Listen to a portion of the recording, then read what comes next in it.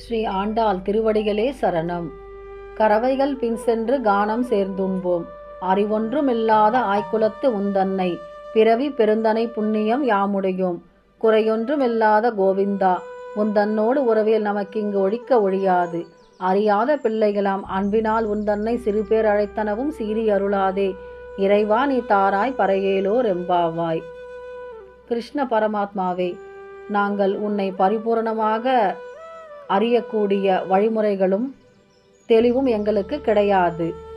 நாங்கள் பசுக்களின் பின்னால் சென்று அவற்றை மேய்த்து தயிர் சாதம் உண்பவர்கள். எங்களுக்கு அறிவென்பதே இல்லை. ஆனால் ஒன்றே ஒன்று மட்டும் எங்களுக்கு தெரியும்.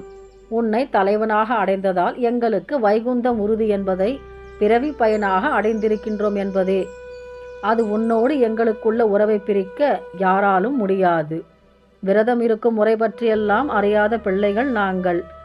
குறையொன்றுமில்லாத கோவிந்தா, மணிவண்ணா, கருணாகரா என்றெல்லாம் உன்னிடம் உள்ள உரிமையின் காரணமாக ஒருமையில் அழைத்தோம்.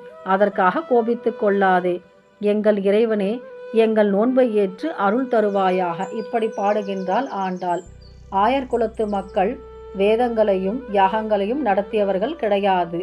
அவர்கள் கண்ணபெருமானை பரிபூரணமாக அறியும் வழிமுறைகளும் தெரியாதவர்கள். ஆனால் கிருஷ்ணனிடம் மிகுந்த அன்பு வைத்திருப்பவர்கள். அதற்காக கிருஷ்ணனை ஒருமையில் அழைத்து விட்டார்களாம். அதற்காக எங்களிடம் கோபித்துக் கொள்ளாதே கிருஷ்ணா என்று வாஞ்சையினால் கூறுகின்றார்கள்.